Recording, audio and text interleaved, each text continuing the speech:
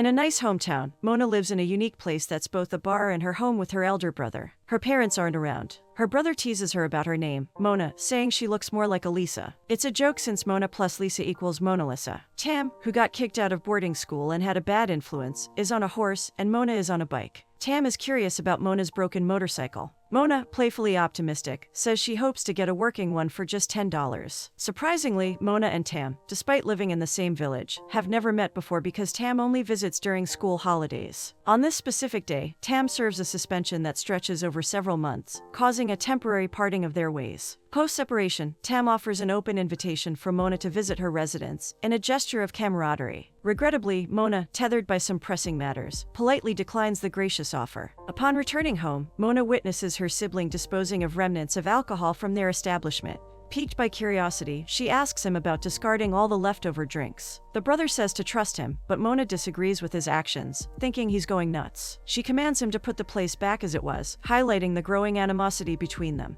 Mona decides to drink while submerged underwater in the tub. Meanwhile, the brother continues disposing of the alcohol. The unfolding metamorphosis leaves Mona in a state of irritation. It turns out the brother wants to turn the bar into a church. He talks to a group of Christian zealots, preaching about Christianizing the whole valley where they live. As they go into a crazed prayer session, Mona watches from afar with fierce disdain for her brother's hypocrisy. While praying, the brother faints, a normal routine in Christian group sessions. Mona peeks into the group while he's being prayed over. She goes to her room and applies some eclectic blue makeup. Later, in a car, Mona is with a man, and the car is shaking wildly. The man is Ricky. The duo, marked by a notable age difference, experiences a moment that shifts abruptly. Following this intimate interlude, Ricky blindsides Mona with an unexpected plea for a breakup. In the aftermath of this revelation, Mona's emotional landscape transforms into a tempest of fury, and she unleashes a torrent of verbal assaults upon Ricky. To her dismay, he departs, leaving Mona stranded in that solitary place, devoid of remorse or guilt. The sad girl Mona smokes and goes around to give a glimpse of the hometown she lives in, which is deadly quiet and boring.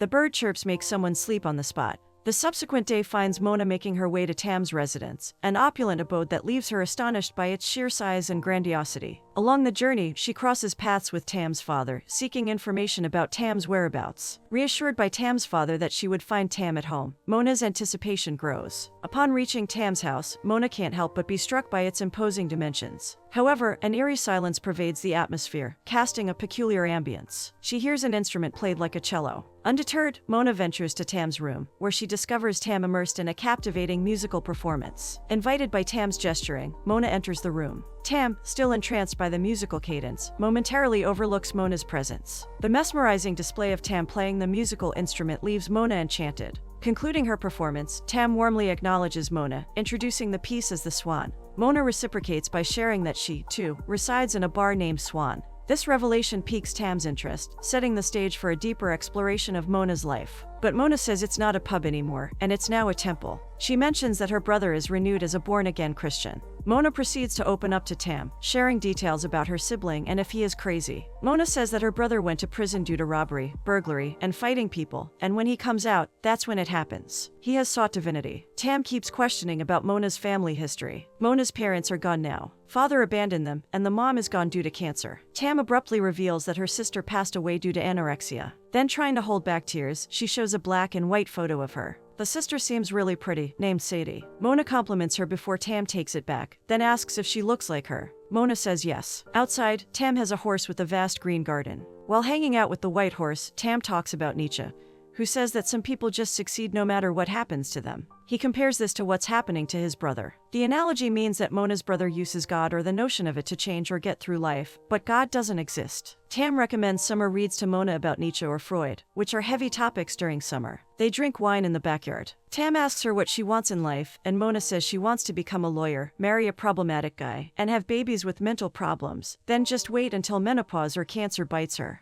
They take a nap at the tennis yard. As Mona rouses from her nap, she discovers herself alone in the yard, with Tam nowhere in sight. Approaching the house, she glimpses through the window to witness Tam and his family engaged in a shared dinner. A nuanced observation reveals Tam's apparent discontent at the dinner table as he pushes the plate away. The family isn't talking to each other. It's 2005, so Tam can't really scroll while eating. Opting not to disturb the familial scene, Mona chooses to make her way back home. Returning from Tam's place, Mona encounters a disconcerting sight: her sibling engrossed in a gathering with religious individuals. The scene irks Mona, prompting her to disrupt the gathering by saying God is deceased. Clearly drunk and embarrassing herself, she retreats to her room, her sibling following suit. Subsequently, her brother seeks clarification about Mona's disruptive actions. In response, Mona divulges her emotions, expressing a longing for the bygone nature of her brother's character. The brother asks why Mona is like that, and Mona says he is fake. The brother still can't understand why Mona is not herself, but Mona says she misses her brother. A retrospective glance at her brother's past reveals a character once enamored with her but marred by a history of roughness, brawls, and thievery. Strangely, post a stint in prison, he appeared to have undergone a divine epiphany. Now his name is Phil. Phil says his old self doesn't make him happy, but Mona doesn't want the new Phil. Also, she feels that she's all alone with no family, the home changed, and nobody loves her. Embraced by her brother and prayed for. However, this only fueled her annoyance, leading her to instruct her brother to depart.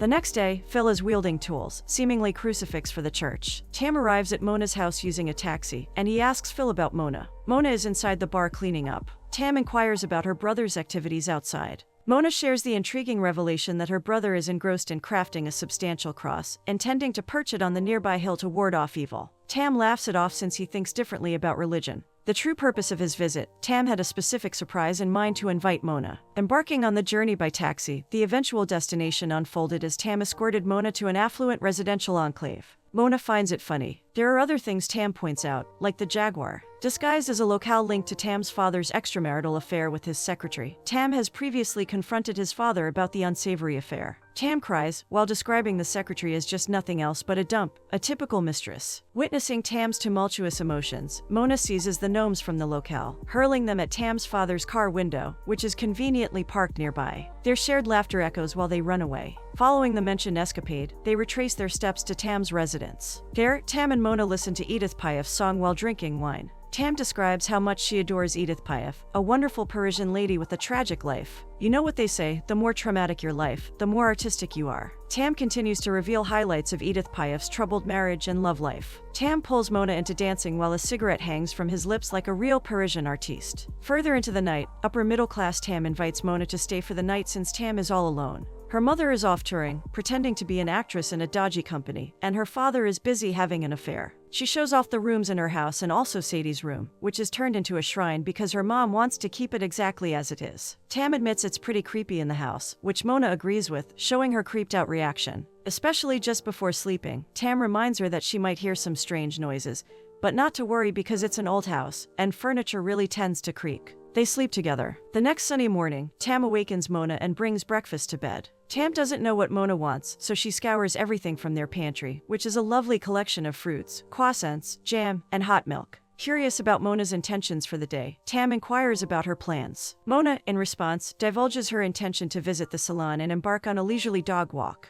But Tam has different plans. She is poised to procure a motorcycle for Mona, unveiling a different dimension to their day. The duo embarks on the journey of delivering the motorcycle to the repair shop. After the motorcycle is nice and pretty, they venture into the serenity of the forest, their shared experiences culminating in their closeness. They listen to the natural sounds, more like a nature and sound bath at the same time. They play in the river, splashing water against each other. While submerged, they stare at each other intensely, and Tam moves to kiss Mona on the lips briefly. No biggie for Mona. They go motorcycle riding around again and stop by atop the hill, looking over the boring town. Mona expresses she doesn't feel the same about it anymore as she smokes and bums a cigarette to Tam as well. They lay in the lavender field. Mona dances in front of the mirror while Tam keeps bringing dresses that could fit her. Tam gives all the dresses to Mona, being a real friend. She continues to wear the dresses, and Mona is happy with what she sees, and so is Tam, complimenting Mona. Then, Tam reveals they are Sadie's dresses. However, the narrative takes a poignant turn when Tam emotionally cries over Sadie's demise, expressing how useless she felt when Sadie was dying.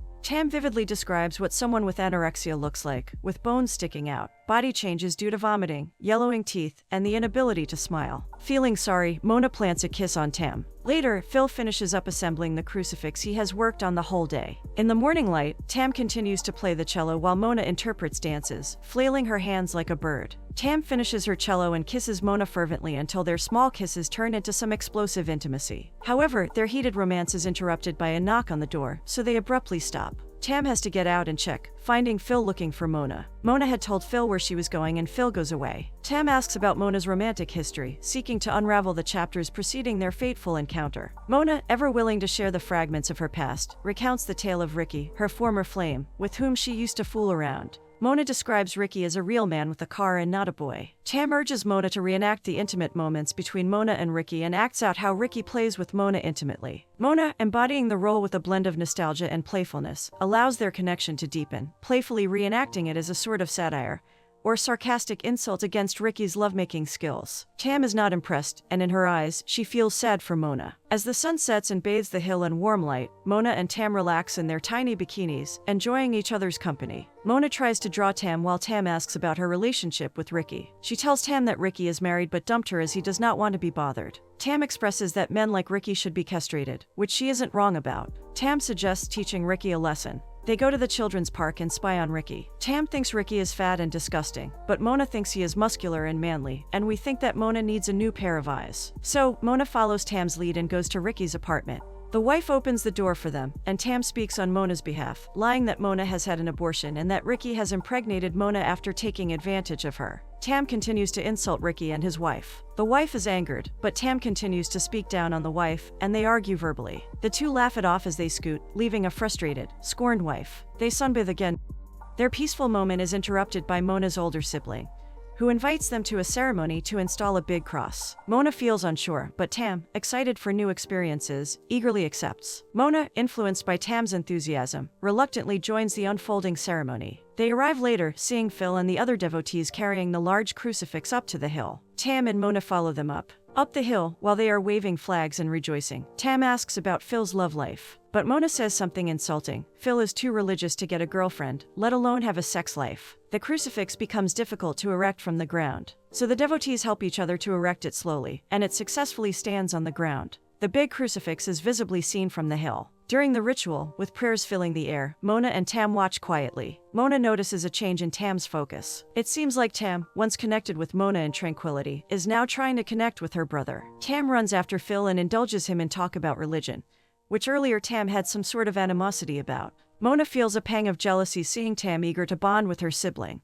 Tam paints her nails while Mona is submerged in the bath, and she suddenly rises, mimicking a devilish possessed voice. They interact with some possession and exorcism improv acts. They play Spirit of the Glass with many candles under the glass table. Both of them pretend not to move the glass, but clearly Tam is trying to scare Mona off and pretends it's Sadie who is moving the glass. Tam creates her own illusion of spiritual interaction between her and Sadie and acts like she's really serious, then says that it's their dad's fault for Sadie's passing. They go to Sadie's room and check her belongings, and things become eerie from there. Inside, they find some psychedelic mushrooms and decide to try them spontaneously. The mushrooms take them to a bar, more like a ballroom dance-a-floor, with senior citizens in it, where they dance to the rhythm of their altered perceptions. They partner with different people and then with each other. They enjoy the old people music, but then people start to notice them. Mona sees Ricky singing and they go up on stage and disturb him. Ricky pushes her away, but then Mona and Tam kiss passionately in front of many people. Their confused dancing catches the attention of security, who kicks them out. Later, they ended up at Mona's favorite river, exchanging vow.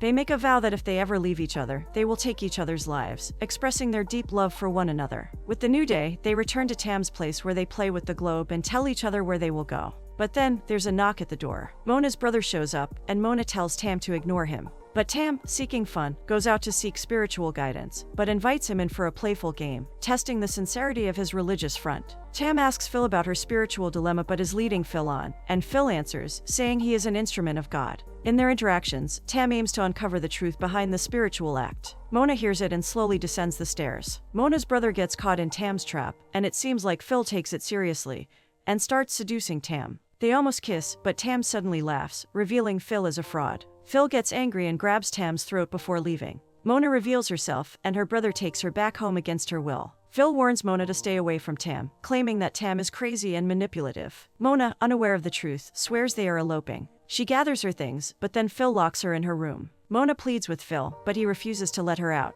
In her room, she's stuck smoking and drawing on the walls, making a portrait of Tam. Mona considers escaping with a makeshift noose. Her brother, engrossed in religious pursuits, prays for her. Strange sounds from Mona's room interrupt him. Finding her in a precarious situation, he hastily unties the noose, thinking she is gone. Unbeknownst to him, Mona is faking it and suddenly mimics a possessed persona with her voice. Phil kicks Mona for her shenanigans. Despite her brother's blows, he continues his prayers, but the events trigger a return to his aggressive behavior, and he fully reveals himself as a fake, calling the believers fakers. He disbands the gathering and expels those present. Determined to leave, Mona quickly gathers her things. Her resigned brother watches her go. Armed with her luggage, she goes to Tam, seeking solace. At Tam's house, she is surprised to see Tam's family acting normally. Tam reveals his plan to return to school. Mona, saddened, leaves quietly, catching a glimpse of Tam's sister, Sadie, who is not anorexic and is well alive. Sadie notices Mona's clothes and asks for them back. Mona, crying, realizes that Tam has been fooling her all along, manipulating her and pretending that Sadie perished. Tearfully, she gives the top back to the proper owner and dashes off. Upset, she goes to her favorite river, feeling sad about what happened. Surprisingly, Tam comes to Mona, apologizing.